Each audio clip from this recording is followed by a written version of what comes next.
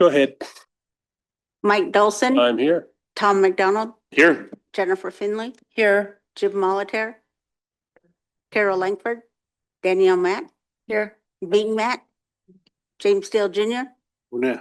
Martin Charlo, he's running a little late. Len Two-Teeth, I'm here. Lenice Trahan. Here. King, will you give us a prayer this morning?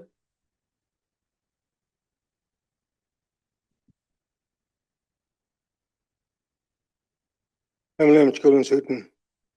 I thank you, Creator, for your blessings that you have given us. Thank you, Father, for watching over our grandchildren, our children, and most of all our elders, Father.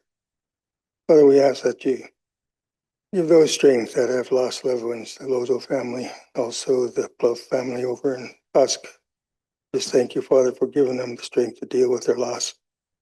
I thank you, Father, watching over our law enforcement people, also our medical emergency staff. Father, we ask that you watch over them. Father, we just ask that you just give everybody a good day today, Father, and a blessed day today, Father, for all that you do. And we ask that you give counsel guidance here today for the work they have to do here. We just thank you in Jesus' name. Amen.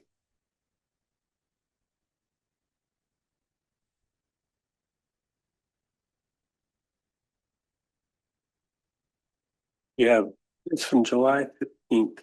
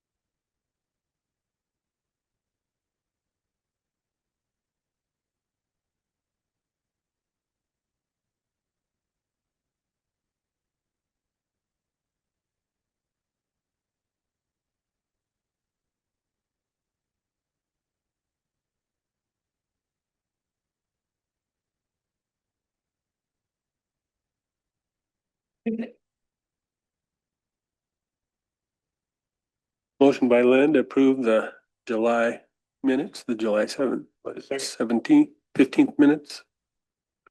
Second by Jimmy. All in favor? Unanimous. Carol out of the room. We have an agenda for today. Any additions?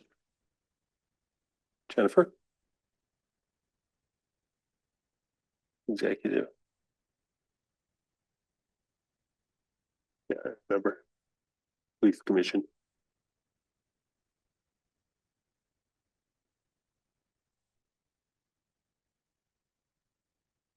Martin?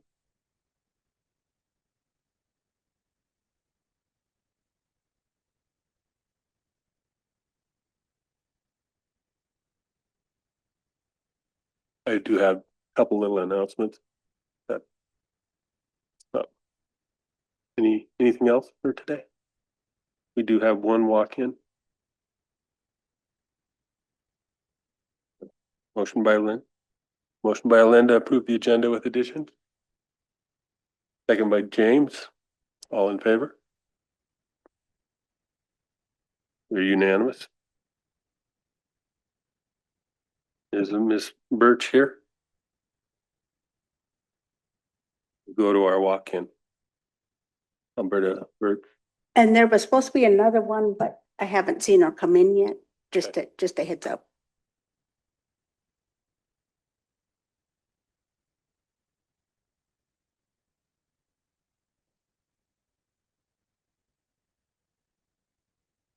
Good morning, welcome. Come on up. Hey, good morning, Alberta.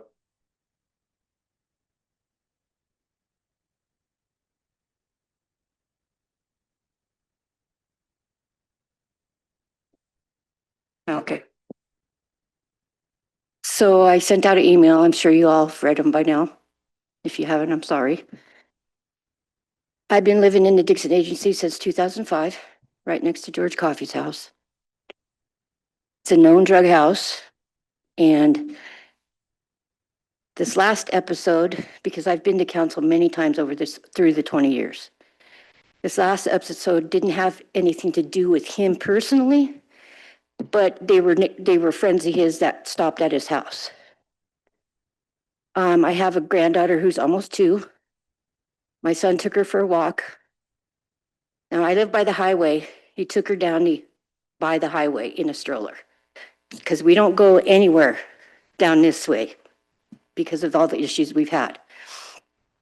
He came back and went in the yard, took the child out of the stroller, and a car was parked in front of Coffey's, not in front of there, but in their yard, right next to their porch. It was a white car.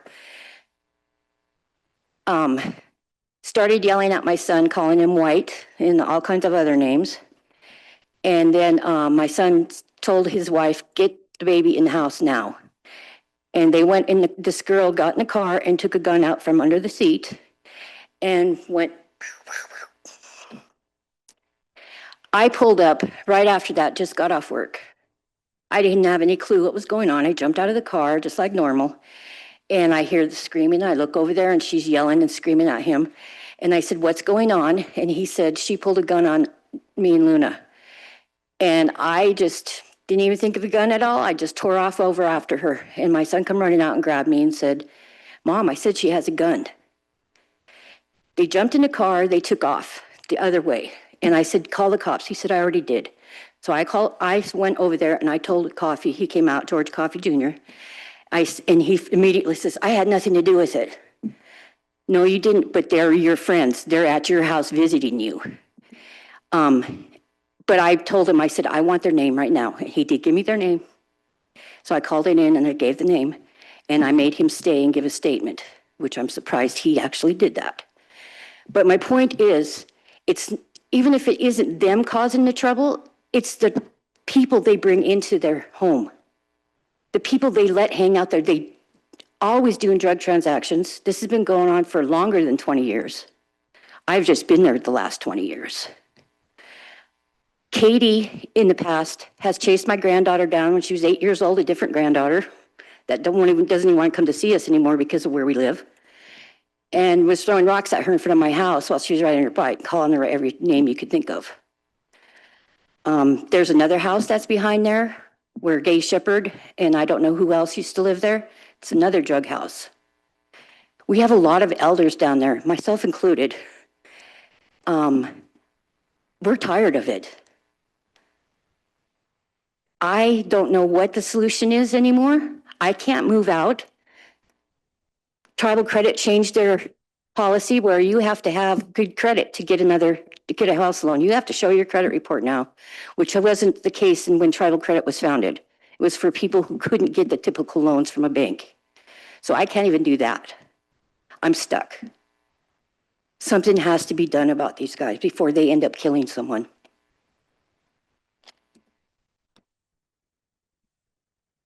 I want to thank you for coming in today, Alberta. Yeah, it's gone on way too long. It really has.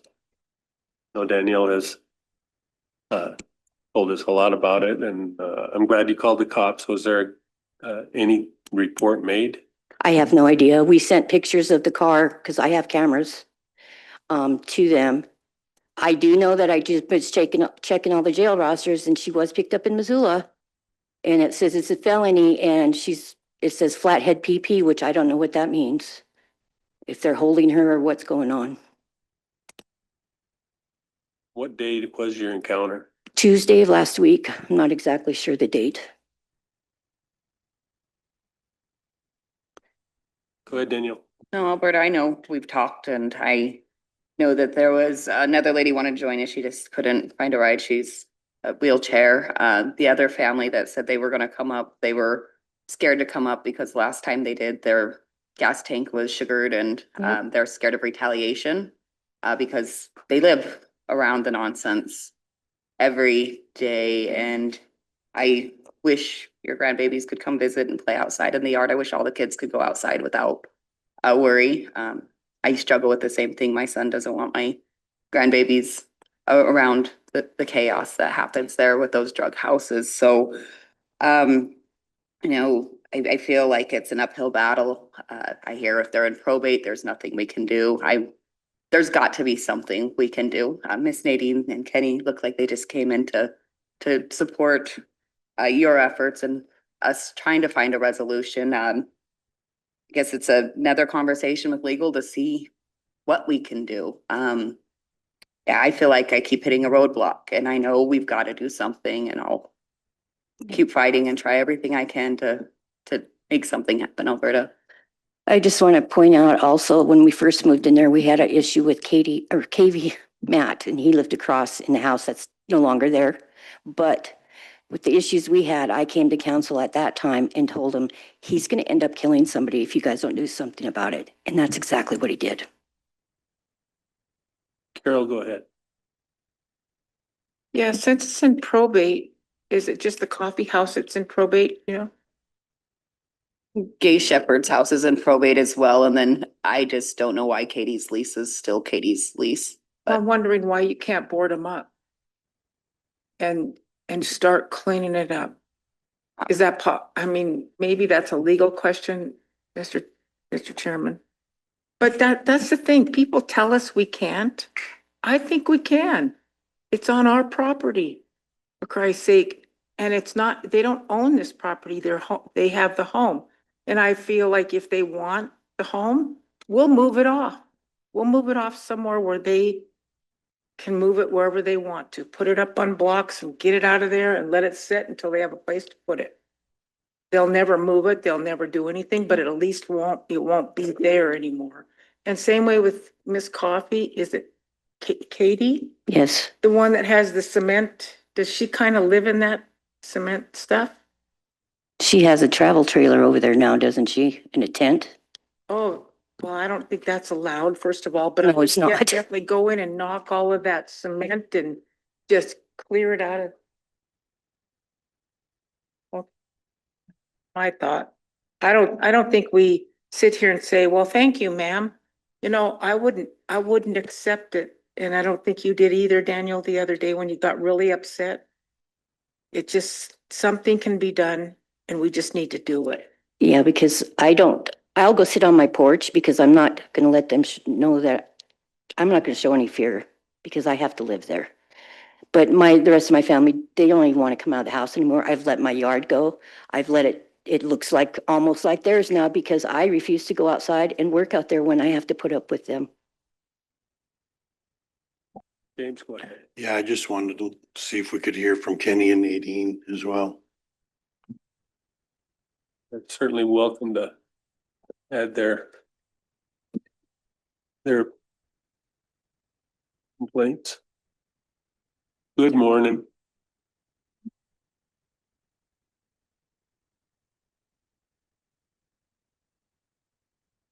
Hi, my name is Nadine Dumontier and I live in Dixon Agency, and we've been there in our current location since the mid-80s. We've owned our home. One of the, sorry, I'm out of breath. One of the things that concerns me is the amount of traffic that we have in and out of the agency. People that don't belong there. There are 3 known drug houses that I know council and the police are aware of. We've been told we live right in the middle of those houses. There's so much traffic and I am afraid for the kids. Since we've had the basketball courts put in and the skate park, we've had so much more children activity in the park and it sounds wonderful. There's no fighting. You can hear the laughter of the kids, the beat of the ball, and it's beautiful. And we haven't heard that in such a long time. But we have this strange cars strange people coming in to these houses back and forth. And it scares me and it worries me. And in regards to lease lots, it's my understanding that if you have a lease lot and it's in your name, you have to do improvements on it every year. And if you don't comply with it, then you can be taken off of your lease lot. Part of the lease agreement is you have to have water and sewer. You have to have electricity. There's one lot in the agency that's being used right now that has no electricity and has no water and sewer. This person poses a health hazard because she defecates, she urinates in her yard and anywhere else. I've observed it myself. It's disgusting. It's unnecessary. And I don't know what to do about it. I know at one time in the beginning of our lease, we got called to the carpet because they said we had too many cars in our driveway. And that if we didn't move them, then we were going to have to vacate our house. That didn't happen because all of our cars were legal. They all had, so they couldn't be towed. But if they were so willing to be that nitpicky back then, why can't they be that nitpicky now? Why do we have to live in fear? Why do I have to be the mean person on the block that's always hollering? I sit on my deck. I refuse to be cowed by these people. If they get in my face, what I've been doing is I'll play Christian music really loud. Oh, praise you, Lord. I'll read my Bible out loud, and pretty soon it stops. But why? Why do we have to do that? I don't understand. And why can't something be done? You hold power on this reservation. You make the rules. All we want is just a little bit of security and that, yeah, we can enjoy our place in the evening time or in the early morning hours, prayer time. Thank you. I just wanted to clarify, I know who she's talking about that has the no sewer and water, and they're right next to the skate park and the basketball courts. Yes.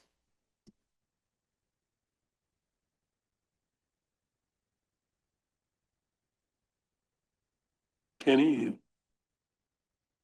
There was another concern that I had. you have a button to push on the mic. Stop. There, we on now? Okay, there's another concern I had, as far as neighbors go. Across the street from us,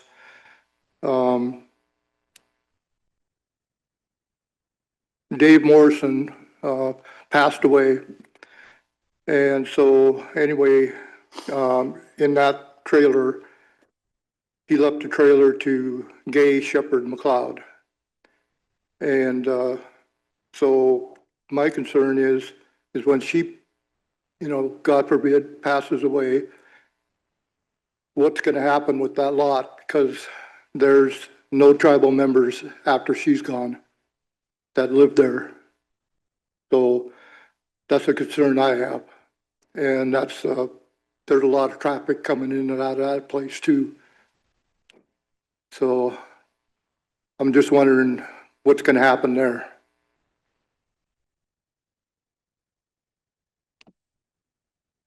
We're trying really hard to build our community strong.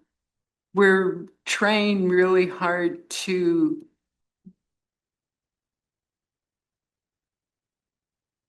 make it family oriented.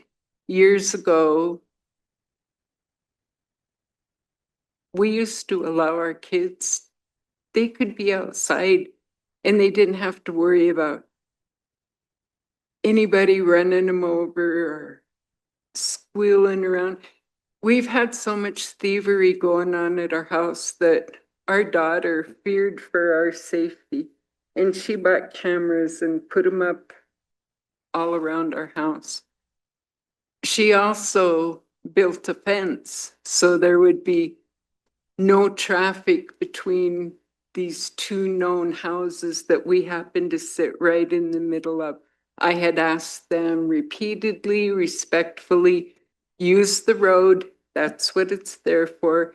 This is my yard. I'm trying to grow grass. I don't want to path through it.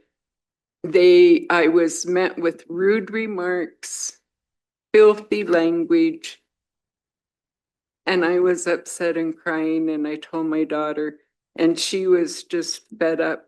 Luckily for me, she was at a point in her life to where she was able to go and get metal posts and fencing to surround the back of my house that would stop the traffic, but not all people have that ability.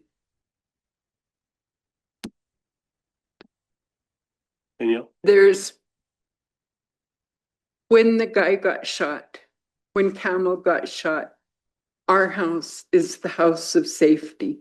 Our house is the one that people ran to. Our house is the main hub. We have all these people coming to our house, and I don't mind it. But what scares me is I don't want people in my house that I don't trust anymore. We used to have our doors open. Anybody could stop in anytime, not anymore. Why? You know, I'm in the foggy part of my years now. This is when I should be able to relax and enjoy life. I'm not enjoying life. Right where I live, we've been there for over 50 years. We've seen changes come and go. We've heard promises. We've heard so much, and yet everything stays the same. We just want a little bit of help, a little bit of direction. We love the progress that's been made so far. I was so happy when we got the community building to see the people coming together. We had our very first community dinner out in the park. It was wonderful. All but 3 houses attended our little barbecue. It was wonderful. Everybody visited. There was no fighting. There was nothing. People came up. It was a wonderful time. We had, what was it, 3-4 hours that we sat. Danny brought her grill over, thank goodness, because ours kind of broke. But we all came together as a community, and I would like to see more of that instead of people expecting, you owe me this, I'm hopeless or homeless, you need to feed me. You need to, and if you keep giving and giving, people are going to expect it. They're not going to have a desire to go out and get a job to do for themselves. They would rather steal from the people who have. We need to find some type of incentive that would encourage them to work. We've had our buildings stolen from. Yeah, we just need direction from our leaders. Thanks. Go ahead, Danielle. Thank you, Mr. Chair. Thank you, Nadine. I know we've had long conversations, and there's also the other trailer that's in the alleyway right on an actual roadway with the homeless with no utilities and services who scream and yell, and I think cops were down there again Saturday. They were threatening the neighbor between Coffees and Shepherd's there because they walk back and forth behind her house. And yeah, so I'm hoping that we can come up with some form of a resolution, or at least tell you what we can do and what we're going to do, because we've got to take some form of action. Any other thought? Yeah, thank you, Mr. Chair. Thank you all for coming in. I know since I've been on council, we've been talking about this particular issue for agency, and I'm happy to see the things that have been done for the agency. And as a person who spent half a year there as a child, it's way different than it was today than it was back then. These battles in communities occur every community. In my community in Ronan, it was horrible. I mean, there was people getting murdered, there was rapists, there was, I remember one time my daughter moved to Seattle. We're worried about the number of sexual offenders that were in that community that she was moving to. I said, well, it's probably safer than Ronan. And so I had to point it out on the website. You look right up and find out how many pedophiles were living in your community where they live. They put their location, their residence. And there was 3 in my neighborhood of Ronan on the west side of Highway 93 and south of Round Butte, which is a higher concentration than anywhere in Seattle. So what I did was figure out a way to be able to be fortunate enough to buy some low-income houses and fix them up. And I made my policy to rent my houses to local police. So I always had a policeman staying in Ronan in my neighborhood. And I offered that to them at a very discounted rate. So it was an incentive for the city to be able to hire good quality law enforcement officers, but to have a law enforcement officer live in my neighborhood made a huge difference in my part of town. And at one time I had 2. Felt really embarrassed. One of them I had running in my house. He sat here right here, and he's a chief of police in St. Nation. I didn't even recognize him, and he was running from me for a couple of years. And that was kind of embarrassing, but that's something. We talked about cameras, lighting up the whole community with cameras, trying to get law enforcement, game warden, or tribal police to live there.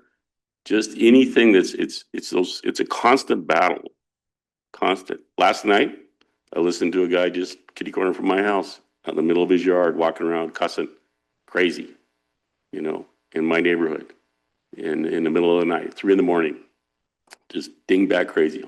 This individual's almost as crazy as the lady you're talking about down there, and tons of complaints about him.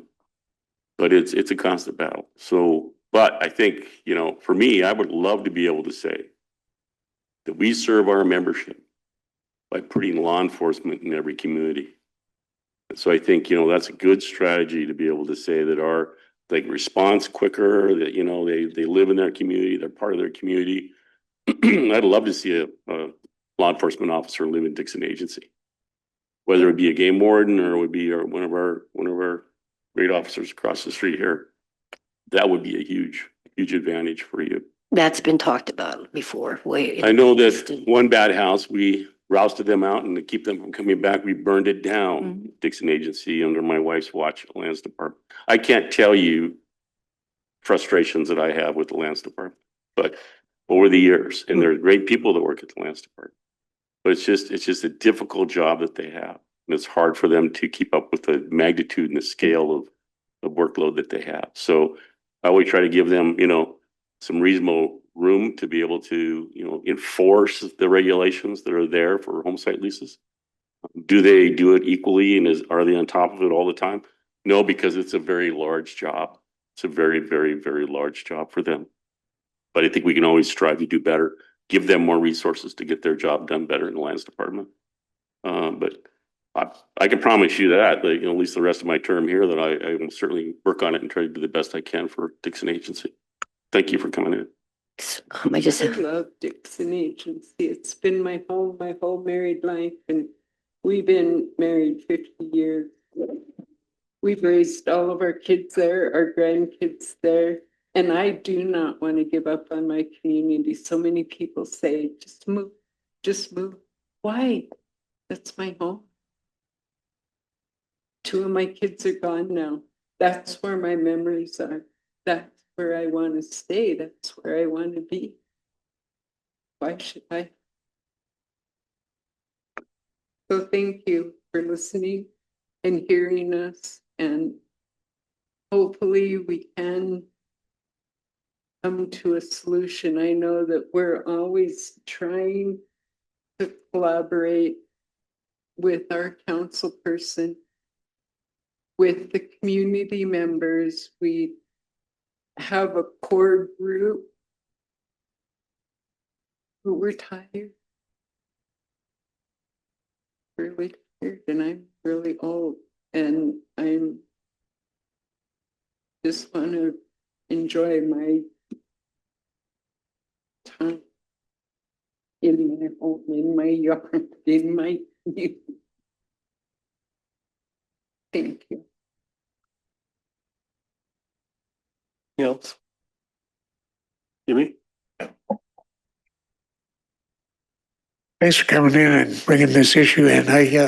I've been kind of addressing it with Danielle over a while now for some of the issues that you guys are having. Uh, I feel bad for you. I don't think the lady talking here about somebody pulling a gun, that really bothers me because nothing happened to that person. So the next time, who knows? It's scary. And when you get away with that, and you get away with going to the bathroom in front of kids out there, that's a real issue to me. I don't think anywhere else that would ever happen, and it's continuing. So, I think this council needs to really get together and talk about what we can do to kind of help you guys out there. It's a real issue. I'm afraid I'm like you. I'm afraid somebody's going to get hurt, somebody get shot or run over. You don't never know. But I remember when Dixon was really a cool place to be. Years ago, it was fun to be out there. It was nice, but it's changed a lot, and nothing's happening. Nobody's being able to straighten it out. And something's got to happen here pretty soon, and we as a council need to help it get going, because if it continues, we'll be sitting here talking about somebody getting shot or somebody, and it's something that I don't want to look forward to. So we need to talk to each other here and see what we can do, at least get something started. I'm sorry you guys have to go through that, my friends, for years. Thank you. James? Yeah, thank you, Mr. Chair. You know, the ordinance that we were working on with Mike Wheeler, did that get signed by the superintendent? It's in effect now? Yeah, I think that goes to this issue and, the issue that we were dealing with in Polson with the community requesting action on that house up there. And then, the house that I've been trying to work on in Mission that needs to be demolished. And, I think we need to have some kind of action from our executive staff to make sure something's done. I think that's why we have an executive staff. We need to have these folks meet with those folks and give us a plan of action to do something.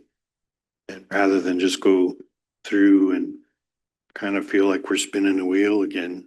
But that's why we have executive staff to help us on these kind of issues. So anyway, thank you.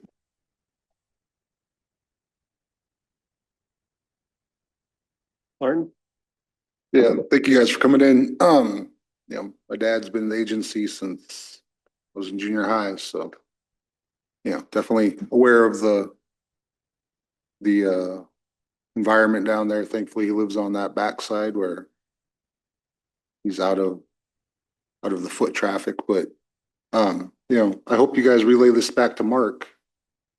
That lands, I don't know why we talk about the executives when we have department heads that should be doing this and stepping up and taking care of these issues. I've talked about boarding up empty houses. There's one down in the actual town of Dixon that's being run over, that's in probate. And for some reason, we don't protect the assets I don't understand why we don't do that. We're not only protecting it for the tribe, but also for the families who are going through the probate. And so this idea that we can't do anything, we have how many compliance officers or people? I'm asking a question, one of you guys, Holly or Rachel. None for home site? So why don't we have, I mean, aren't there like 7 of them, 8 of them on the org chart? So I think we should shift some of those over to home sites or something. I mean, let's be creative, and I know Tony's online. You know, I hope he's paying attention to this as well. You know, I helped Anita with a lot of these things, and, you know, there were more kids then in that agency, and Carol was there, and Carol drug me in. And so, yeah, let's do something instead of talking about it forever. Come up, Holly. Come up to a microphone. Which house is it? 84. Coffee house and Gay Shepherd's house. And then Katie's living in, with no sewer and water over in the park. Old And Hernandez. then it's Ron Hernandez down in the town, I believe, if I'm not mistaken. Sorry, Ron Hernandez's house, that's where the unregistered sex offenders squatting at with his partner. I just have one other thing to say is the last time I came in, there's maybe Carol was here and the rest of you were, or Lynn. Lance was directed to go do something. And what they did was went out there and started taking pictures of all of our things that were wrong in our lots. So I kind of felt like it was retaliatory and I didn't want to come back to complain. So I'm just putting that out there. Sorry to hear that, Alberta. I am sorry to hear that. Appreciate you coming, and Nadine and Kenny. And my understanding, there was something of a meeting last week too, so I'll check in on that. They were supposedly talking about agency. Anything else? Thank you. Thank you.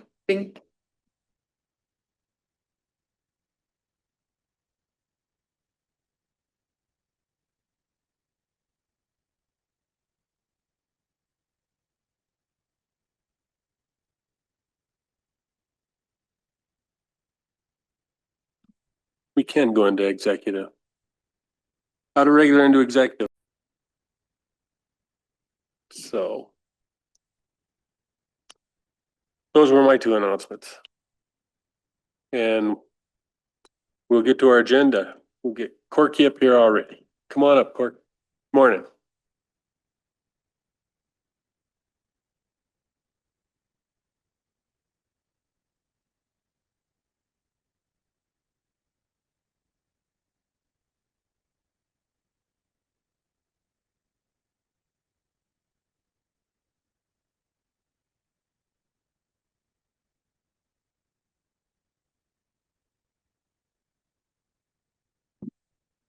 Good morning. I'm here today to retain some funds from the sale at the CSKT auction they had back in May. And an FTA, which is the Federal Transit Administration, wants us to retain those funds from the sale of the vehicles that we purchased with their funds.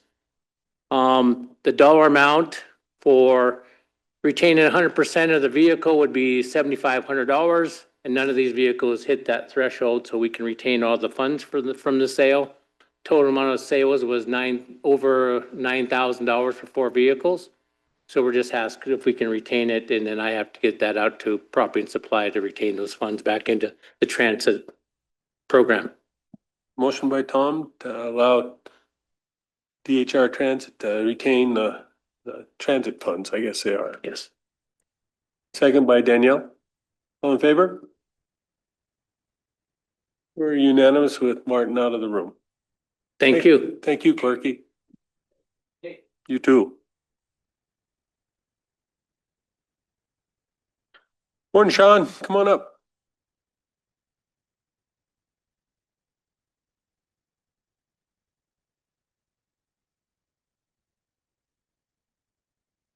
Morning, Chair and council members.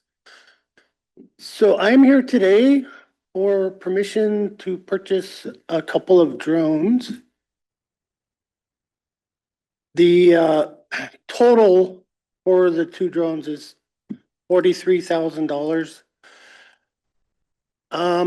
The first drone is the 350 RTK that will have a LiDAR camera attached to it, which will support another $5 million project, which I will be coming to you guys here in the near future. So here's the 350 RTK. The way I managed this, it's actually cheaper buying two drones than it would be to buy the 350. Because, I mean, the 350 with the LiDAR camera, and then you'd also would need a regular camera. That regular camera is $8,000. So the 4T is 7,800. But, and then these funds are money that I got from the BIA in my program, a while back. So it's not tribal money being spent, it's money that we got funded through BIA. And yeah, that was all I had. Question? Tom? Yeah, thank you. Mr. Chair, who are going to be the pilots? So I have one pilot right now, Randy Finley, and there's an online course where I'm gonna send a few more people. We're hoping to get a total of 4 pilots. I'm hoping my inventory, Najoni Harvey will be one of those. To follow-up question, have you guys had any discussion with the college in the natural resources program over there to offer drone piloting as a college curriculum? Yeah, they do actually offer that Do they? program. They have a drone program. The online version allows you to take it, you know, for my staff who are busy working, they can take it at their own convenience. So I find that it's a little easier that way. Their program takes a bit longer and would take more time. But they do have a good drone program, and I work with them regularly. Randy, I believe, went through them, Randy Finley. Motion? Motion by Tom to approve the capital purchase. Question, Sean, to do the LiDAR work, you have to have cameras from 2 positions, right? Is that? No, it just has a one. Okay. Yeah. Motion by Tom, second by Bing. All in favor? We're unanimous. Thank you, Sean. Thank you. Have a great day.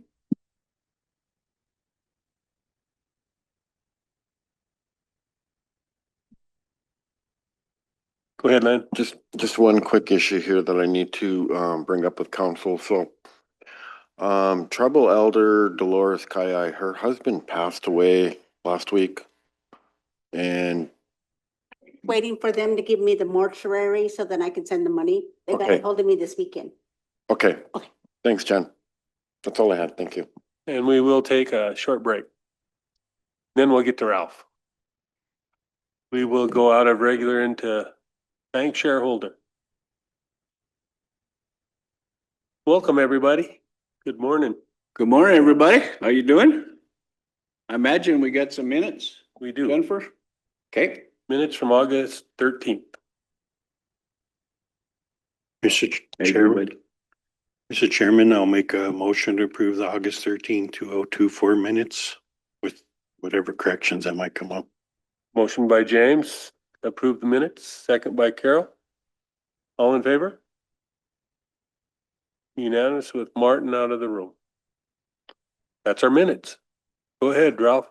All right. Well, today we're here to do 3 things. Present you the audit, which was satisfactory and turned out well, thanks to the bank people that worked so hard at it. And then we got a dividend check for you, and then just kind of a summary where we're at in Eagle Bank to report on your bank. And it's our 19th year as a bank, but today we're here as SK Bank Corp. So Andrew, you want to start with the audit? Yeah, let's see what,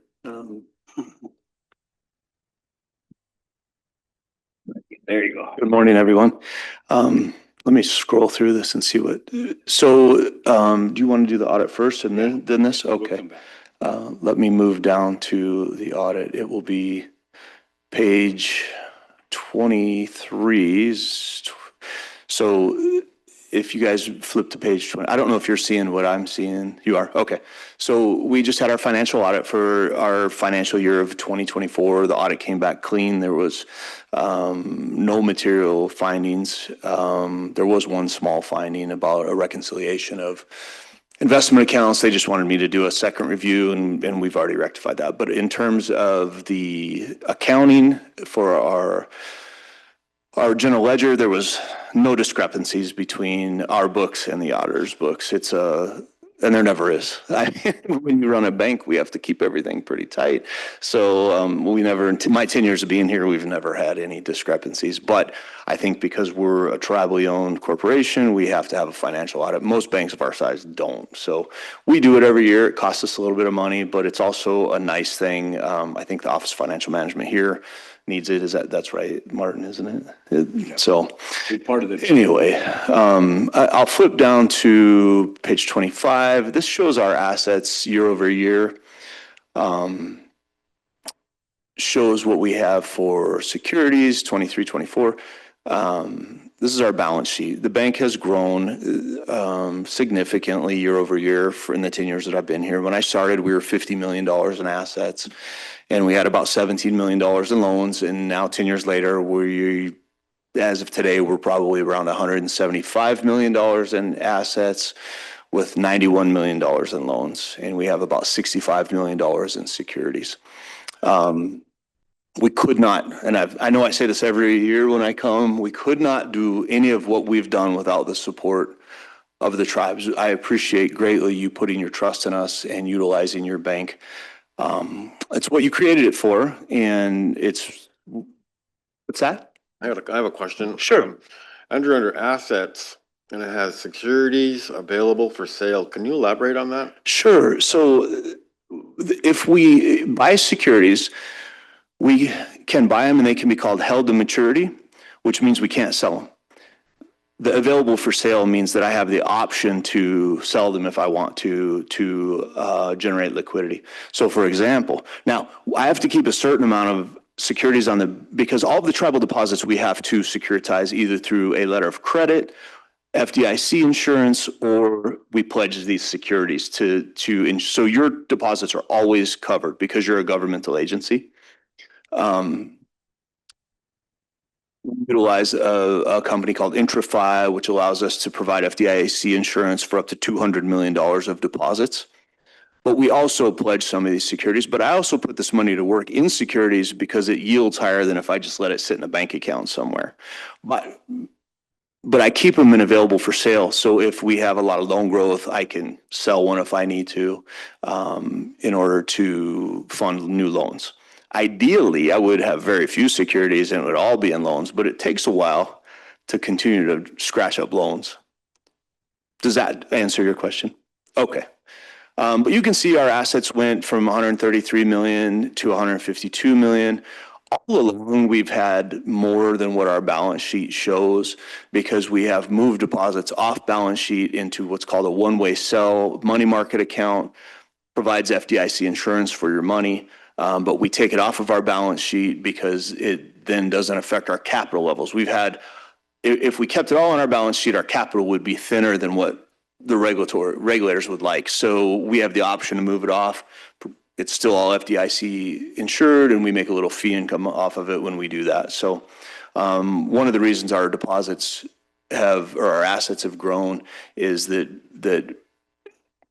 Well, I want to back up just a little bit. One of the things that's really nice about Eagle Bank and really fortunate for us is with the tribe's support, we are very liquid. In 22, 23, when the Federal Reserve brought interest rates up rapidly, banks all across the country experienced a liquidity crisis, which put them in great danger because everybody pulled their money out of the bank and put it in Edward Jones, right? Because they wanted to get a high yielding CD or whatever.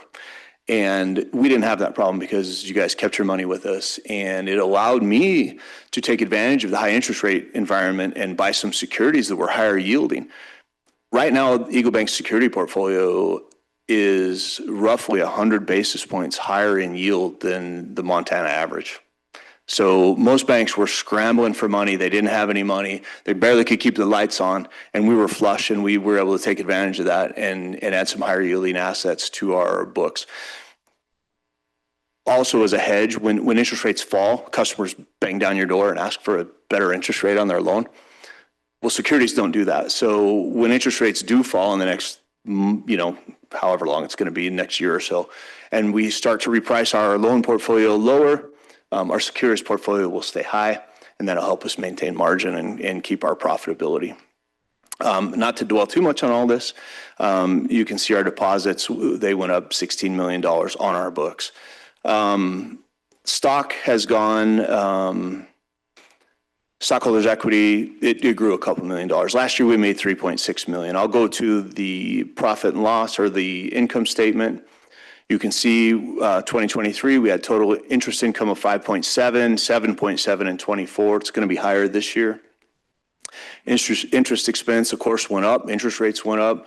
We had to raise what we pay on our deposits, and it cost us more. But you can see our margin, our net interest income was better. So, and then our provision for credit losses, we have the highest, so we have one of the highest credit qualities, and Carol knows about this. We talked about this when she popped into our meeting. We have very, very few past due loans. In fact, at the end of June, we had 0 loans over 30 days delinquent. So our asset quality is high, but we also have the largest allowance for credit loss of any bank in the state of Montana as a percentage of assets. So we've been very conservative. We've kept our provision high. And the reason I've done this is to make sure that the bank's insulated in the event of a downturn in the economy. If those of you who were around in 2008, the banks really suffered, and it's because they were not adequately provisioned for credit losses. When the economy goes bad, sometimes people stop paying their loans, and if you're not adequately provisioned, it really hurts your bottom line. We are prepared for that. So if the economy goes south, we're going to be fine. And that's something that after living through 08, 09, 010, it's been top of mind for me with regard to making sure that the bank is protected and that when something like that happens, or if something like that happens, we can come through it smelling like roses. And so we have, and this has been a board decision as well, to continue to fully fund our allowance for credit losses. So if something does go wrong, we can come through it well. And we've been able to do that and at the same time maintain high performance, which sometimes it's either one or the other. You expense allowance or you make a lot of money, but we've been able to do both. So our non-interest income has got a little worse in 2024 than it was in 2023. That just had a little bit to do with our average balances went down some, and we just made less money on our off-balance sheet deposits. Salaries go up every year. It's just the way it goes. But our non-interest expense, our net income before taxes was $1.2 million higher than the prior year. And then we were just almost $1 million higher in net income from 23 to 24. So it's been good. We've gone up in net income every year since 2015. I anticipate this year will also go up, although it's getting harder to make a buck these days. But I don't know if anybody has any questions over those financials. I'm happy to answer any questions they have about the financials or the bank in general as well. I don't see any question. Tom. Thank you, Mr. Chair. In reading the documents, was just the one question, and because you're providing a great service. I really enjoy the bank, and I'm glad we started it and doing a wonderful job. And it's a great service to the membership in the tribal government and our tribal businesses across the reservation. But part of that also is employment. And so just in your employment record that you have here, you have 5% of your workforce is tribal members, which is 1 person. You include descendants, then you're up to 20%. I just wonder, what is the limiting factor there on recruiting or trying to retain members? We can't even get applicants. It's just, that's the problem. And then also finding someone that's qualified. And we try to grow, like Danielle, who's our, at this point, we've had more in the past. We try to grow them. Like Danielle, she's part of our succession plan. I'm hoping she takes my job when I retire. But we have a hard time finding qualified personnel of any stripe. It's just been very challenging. I can't really speak to it other than that. I mean, it's a trouble. And I would love to have more tribal members apply and want to work with us. I can't remember if I asked you this question before, last time you came in, if through our office over here, BHRDs, you ever utilize any 477 placements? I don't know what that is, Tom. The That's 477. work experience. It's basically they provide you an employee. Yeah. We Job have shadow. So we've had one of the problems that we've had is sometimes we bring tribal members in and we start them like on the teller line, for example, and then they get sucked away by the tribal government jobs because they pay a little bit better. And that's happened to us many times, and it's a little frustrating, but it is what it is, right? We're up to paying our tellers now. This is crazy. When I started banking in 2000, they were making $7 an hour. Now they're making between $20 and $21 an hour for an entry level teller job. So it's just, it's great. I mean, I'm very proud. I think within the next 2 years, we're going to have at least 6 of our 18 employees making 6 figures. So we've created some really good jobs. But the cannibalism is a little bit of an issue. And I don't know what to do about that either. I mean, but if anybody has any ideas, it's been an ongoing frustration for me. I know that's something that we want. It's just very hard to find qualified people that, or even just get applicants. That's part of the issue. Applicants are the issue. Yeah. You know, it didn't matter where I worked. If I had a good tribal member, it was another tribal organization wanting them. And that's the way Danielle went to EKI, Danielle, and then she came back. So that was a good experience. We had Carol's niece for a while. She looked like a dynamite one, and she went someplace else. And so we tried to work with the college to get replacements. HDR, I think we did that, didn't we, one time, Mark? It was a while ago, so that's probably a good one to at least talk to and try to figure out. Who's in head of that right now? Well, I think it would be under Corky's acting right now, Corky Sias. Oh, okay. So for 477. Check with him first. Yep. We can do that. We see him every Tuesday night. There you go. Worked with SKC as well with interns. Yeah. Danielle was an intern with us before she came to us full time. We're putting her through graduate school in banking right now. She's got a master's. She's got a bachelor's from SKC, a master's from U of M, and then we're sending her to the Pacific Coast School of I just Banking. want to make sure, my impression of the 477 program was it dramatically underutilized. Okay. And so like an example of what they just done recently was the tree pruning crews or the ground, those guys, that's 477 money. Okay. That provides a 10-person work crew for Bishop Valley Power, but it trains them how to work. And there may not be a job for them there, but what we've done is we created a skill set, a bunch of workers that can go elsewhere that the rest of the tribes can benefit from. So every person that you host, even though they may not retain them, behooves the tribes in general. It really behooves that individual tribal member. Yeah. So they can get a good job, and you don't blame someone for job jumping if they get a better job somewhere else, you know? We want all our friends to go up. Yeah. Always. Right. Comment. I just wanted to comment. I know in the past, there's been discussion between department heads within the tribe and the tribe's education department as they identify kids to go to school, apprising them of the benefit of educational opportunities within the tribe.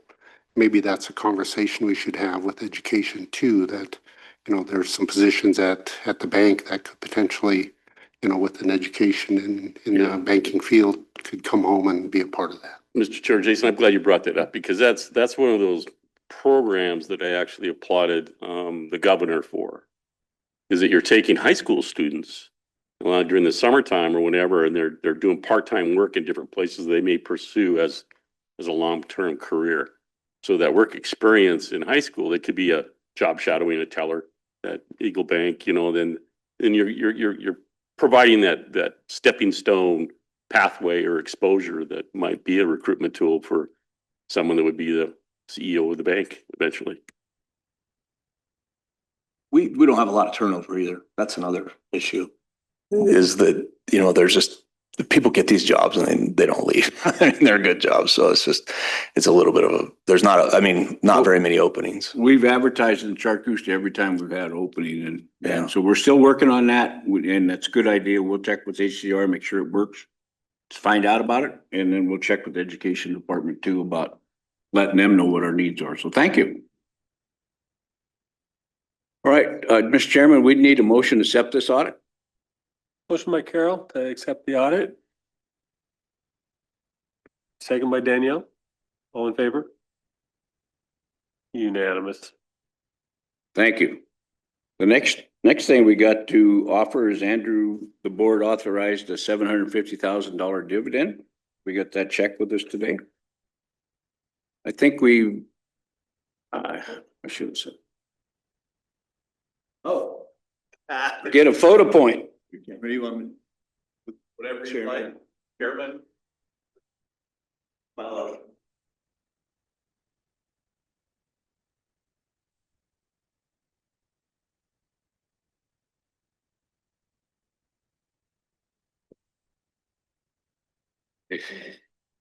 No, it's not the first one. Here's a report you can look at, bud.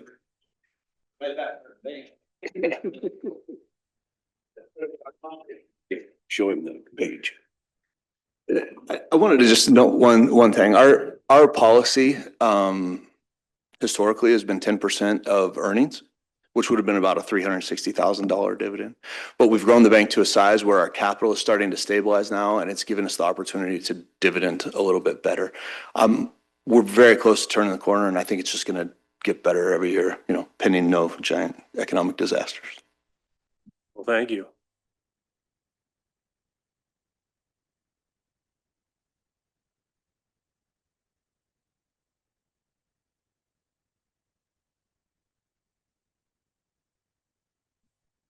What else?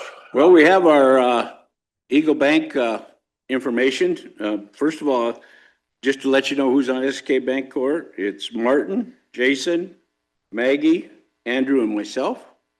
And then Kurt is on the Eagle Bank and Joe Durglo's with us there too. So we got 7-person on the board, 3 non-members and 4 tribal members, and that seems to work well. We need banking experience. We've told you that 100 times, but I just want to keep reminding you. And this all started in 1995 when we did the vision discussions and we came out and we looked at credit unions, banks and whatnot. And so I'm very proud of where we are. I happen to be involved since then. I don't know how much longer, but so far it's been good. Next year will be our 20th year. And so we'll have a little celebration to make sure everybody understands that. And of course, we lost one of our founders this year. A couple of years ago, we lost Vern, and then this year we lost Bob Gochi, who was a big part of it. So I want to take a second and recognize that. And then, you know, our original reason was to unbanked and underbanked resident flat reservation. We've done that. And we've expanded on that second paragraph. We're probably the only place that does small dollar loans, check cashing for non-customers, and check cashing for not for us checks. Eagle Bank continues to provide service for all residents in accordance with the original mission. And then we eliminated the overdraft charges. And that, I think the last time we talked about that was about $60,000 a year that we've eliminated. And we think that's really helping people that don't always have the funds to do what they got to do. And it's a cost to us, but we think it's the right thing to do. And we are there's only 2 banks in Montana doing it. So that's pretty good. We continue, we talked about the audit and Andrew said, well, the audit's kind of necessary. We do it for you guys and ourselves, but all exams we get, and we're very fortunate. We've been exceeding at the exams, doing very well. And of course, we're outstanding in community reinvestment and thankful to be doing that. The home loans have slowed down a little bit with the higher interest, but we're starting to see that pick up a little bit. And we're still very heavily involved in HUD loans, 184s, and we're proud of that. No expansion in our ATMs. We're looking in Ronan. And so we've also embraced technology, mobile banking. I know, Bing, you do yours every day, which includes mobile deposits. And we're working hard to stay on top of it and continue to work forward on being electronically available to do it. And we're still committed to giving in the community. Between 30 and 40,000 goes back to the community. And we also started a scholarship at the college, SKC scholarship. So we're tickled about that. And then the next one just tells you what number of counts we have. And then we have asset growth. Like Andrew said, last year the banks, or it said 152 and we're 169 today. Net income, as of June, it was $2 million. And he says we'll be around 4 million this year. So we're proud of that. And I believe when we started, we had 3.5 million and we got another $2 million during the, one of the payouts. So 5.5 million. So your bank is earning that money back and more. Return of equity, 25%. Been 26 before, 25. Pretty proud of that. Where your money, what earning on your money. As Andrew said, the loan balances, I think he reported 91 today. We got 91 today. Yeah, so that changed a little bit. We had some big payoffs. He's worked hard to get back up, him and the staff. Some of them are local loans, some are participation loans, so we've done well. We have 18 full-time employees, 2 part-time employees, 3 from other tribes, 3 descendants, and 1 member of the tribe, as we talked about a little earlier. Affiliates are really participating with us and doing well. And we appreciate you giving us letter credits and the CDs to back up their loan requests. There is a change with this 150 million bank. Now we can do better credit with our corporations. We'll still need to back up your CDs and that kind of stuff to do it.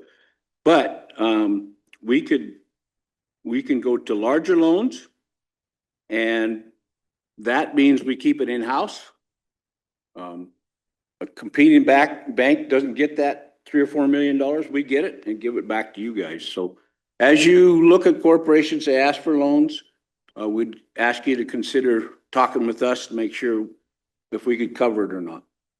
And we'd appreciate that, because I think that's the future for us. That's why we built this bank. And we want to, and at first, Martin would tell you, be the first to tell you, Andrew would be the first to tell you, when we first started, we couldn't do more than about $1 million. In fact, we got in trouble. We had to give it up because we didn't have enough. The banking world wouldn't let us do it. So, Carol, go ahead. My question is more about our new payroll system, ADP. I understand, I don't know anything about the internal workings of that, but it's working, I understand, with Wells Fargo. Do you know anything? And maybe we're now working with you. I don't know. I just think, why don't we use our own bank with ADP? I don't know. Well, I can answer that for you very quickly. ADP banks with Wells Fargo. That's why. So, but just so you know, the money sits in our bank before ADP sucks it out with a wire to pay the people. So we still benefit from it. So maybe we need to do our own ADP. that would be a separate tribal company besides the bank that would have to do that. So Anyway, it would be, thank you. but I understand the frustration that's gone on with ADP. It's it's gotten better though, I think. So. thank you. It's a good question. Martin, you got anything good for there? Jason? No. Meg? Just very proud of the bank and the job Andrew's done and the job Martin did prior to Andrew to make the bank a success. Very proud. Kurt? I would just say that, this is I just say I'm proud to be on this board and I appreciate the opportunity. It's a real honor to be able to serve the tribe in the way we do. This is a great board to be on. All these people, I think, are consummate professionals.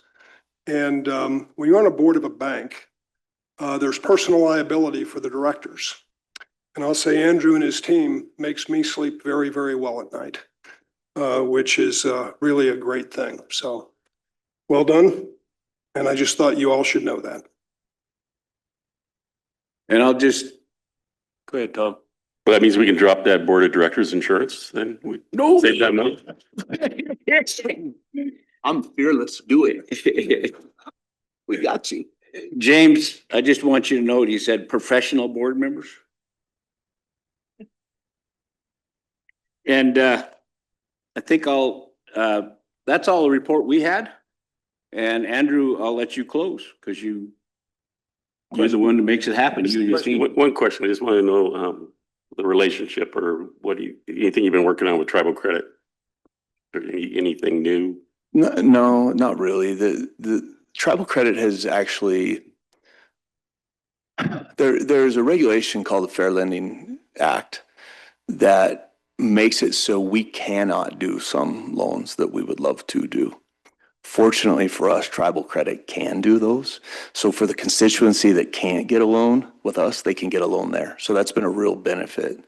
Can you get some of those, can they transfer some of those to you? Well, once we get new leadership and I can sit down with them, the idea, I think, for the benefit of all would be for the bank and for Tribal Credit is to help the people who are not necessarily quite bankable grow into bankability, right? So they can help them, counsel them, train them, and then get them to the point where we can take them out, and then Tribal Credit gets their money back and they can go help somebody else, right? Almost like a CDFI type arrangement. And I think that that would be a conversation I would really like to have once leadership stabilized in Tribal Credit. Have you guys, is there a new person hired?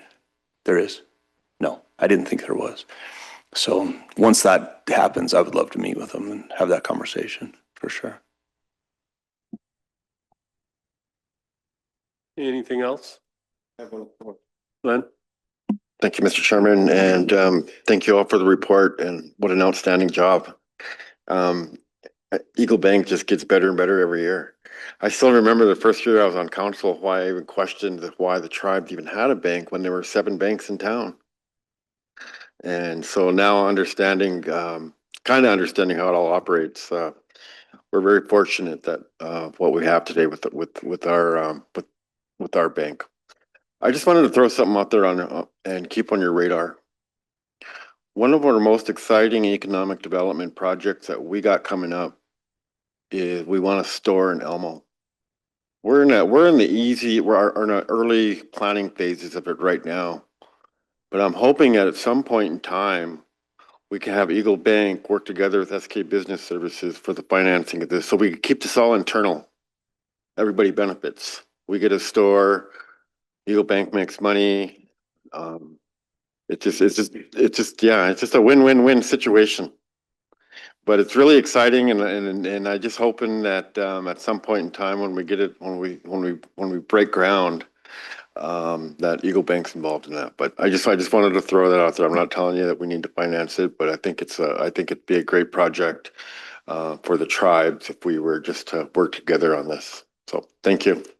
Thank you, Lynn. I agree. I appreciate it. I know all about that and I'm excited about it too. I hope we can be part of it. I hope we can be part of almost all of the upcoming things. There's a lot of math I could bore you to death with about why it's a good idea to use your bank and keep, like you said, keeping it all in the family. That's the big one. Carol, go ahead.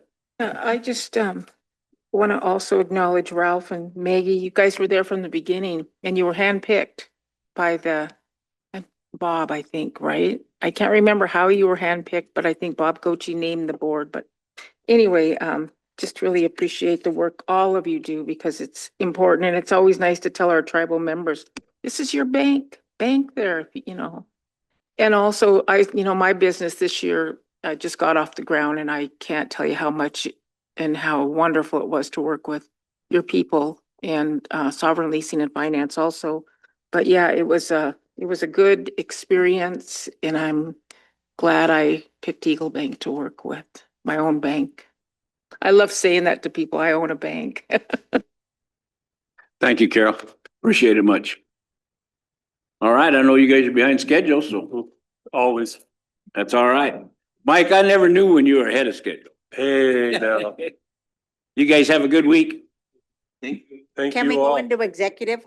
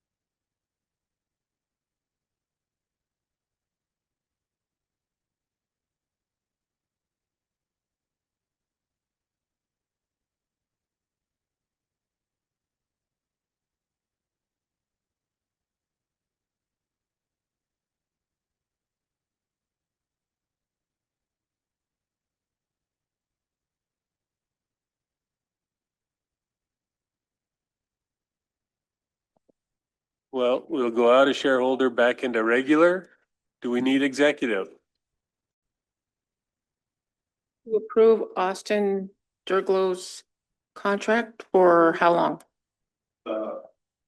So for the council understanding, put him on a 1-year contract to essentially coincide with the rest of us and legal staff.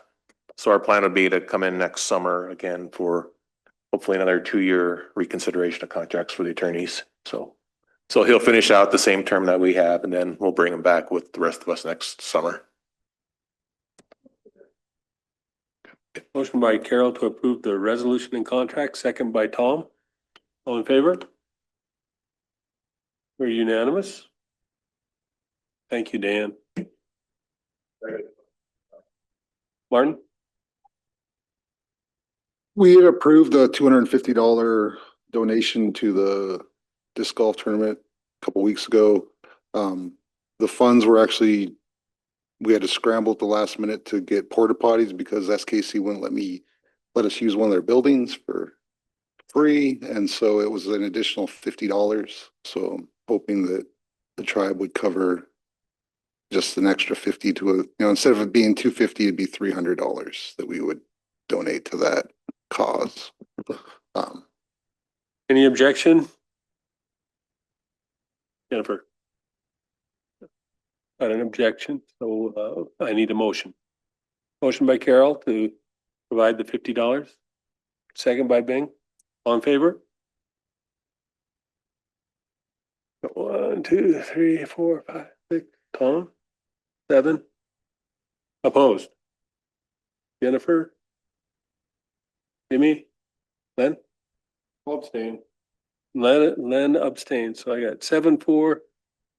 Jennifer and Jimmy against, and Len abstained. We'll break. Can we make it 1:30?